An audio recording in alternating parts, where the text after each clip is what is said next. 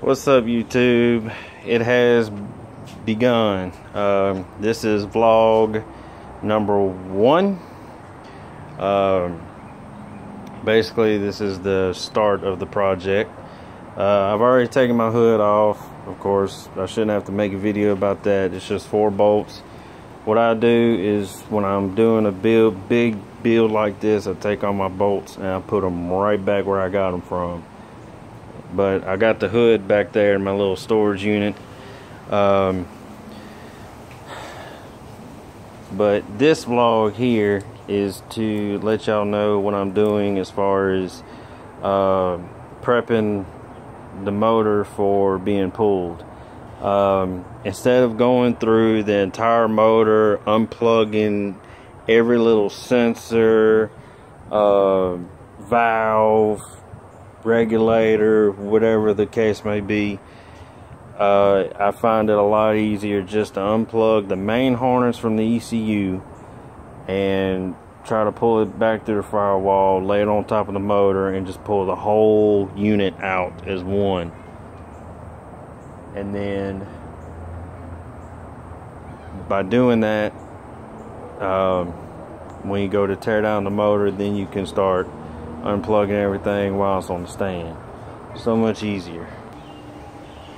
But what I had to do is first off take the battery out, which required me to remove the top battery cover. Sorry if you hear any wind noises, we got a bad storm coming. Take the top battery cover off. Then I played hell doing it, but you got 4 bolts, 2 of which are in these deep pockets, which are going to probably be filled with dirt, leaves, and everything else. I had to drill this one out right here because the bolt just would not give. I was afraid I was going to hit this harness right here, which is something you do not want to do because that's part of the main wiring harness for the motor, or excuse me, the chassis. And I was really scared I was going to do that. So if you wind up in the same predicament as me, just stay within ½ an inch of the bolt on this one if you have to drill that one out. This is the one I had to drill out. Just kind of stay away from this area and drill around here through the plastic and just keep pulling and working it, and it'll eventually come free. But that's what I had to do. Of course, you have 2 bolts here. Also, another thing too that will help is undo this wire from the positive side and pull it through. Just pull this whole boot out, and then that wire actually goes to the alternator and from there to the starter. So instead of just pulling the whole alternator just to get this one wire off, just pull this. But right now I'm going to unplug these 3, cut this zip tie, which will connect it to this wiring harness right here. It joins into the main harness. I'm gonna undo these 2 clips. I'm gonna pull this out and basically just pull this whole boot out, lay the whole harness over the motor, and I can just pull it all out in one unit. I ain't gotta worry about no plugs, nothing. All I gotta worry about is hoses, fuel lines, radiator hoses, and just basic stuff like that. I ain't gotta worry about no plugs. If you like to unplug the motor yourself, you can. I just prefer the way I'm doing it, just pull the wiring harness through the firewall, lay it over the motor. Now, to go to inside of the cab of the car, I'm gonna show y'all how I had to go about this. What I had to do, I had to pull this bottom panel off. There's gonna be a cup holder. If you have a 350Z, it's gonna be a cup holder. You have to somehow get out. I played hell trying to get mine out. For some stupid reason, the little tab you push in to pull the whole cup holder out was behind here, but I couldn't get to it unless I pulled this bolt. It makes no sense. But there, you got a bolt here. a bolt, a screw, and you'll have a bolt here, which is where your cigarette lighter would go, or your DC plug, and then you unplug it and pull the whole panel out. Then to the ECM, you ain't gotta touch none of this. You got your ECM right here, and this is a big, huge plug.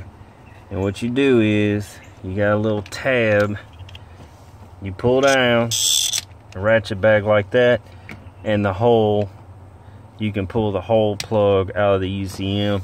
ECM don't even have to be pulled. So, but, and then you can close it back like that, so you can fit it up through the firewall. And the tab that I'm talking about is this one right here. You push that, and then you can actually pull like that, and it unhooks your harness, and you can just unplug it and then ratchet back, and then you'll have to pull this boot that's on top of the firewall. That's the only thing you need to do inside the car. Just pull a boot, this boot right here, through here. But first you got to undo these plugs here. Okay, I paused my camera for a minute. These are the 3 plugs I just undid because it connects to the main harness. So I undid these 3 plugs. I had to pull this fuse box cover off just to give me just a little bit more room, because if you're a guy like me with, you know, large hands and not Japanese hands, trying to get in here is kind of tough on this third one. What I did was, because these plugs are kind of stiff, you just push these little tabs in and then kind of work them. I wouldn't pull on the wires because you risk pulling them out of the pigtail, and you definitely don't want to do that. So the only thing left now is, hopefully, all I gotta do is pull this boot, which I know is kind of big. I don't know if there's any bolts or anything holding this thing in, which I hope there's not.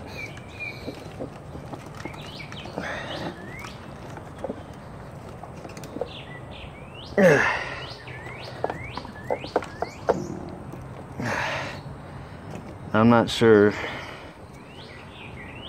I feel like there's a metal deal behind here.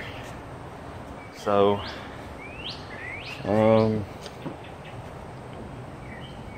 this is kind of okay. So that's one piece. So,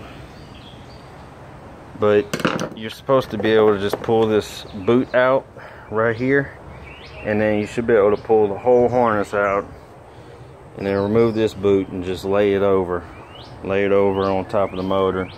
And all you gotta do is undo a bunch of stuff without messing with any of the wiring harness whatsoever, and just pull the whole motor out.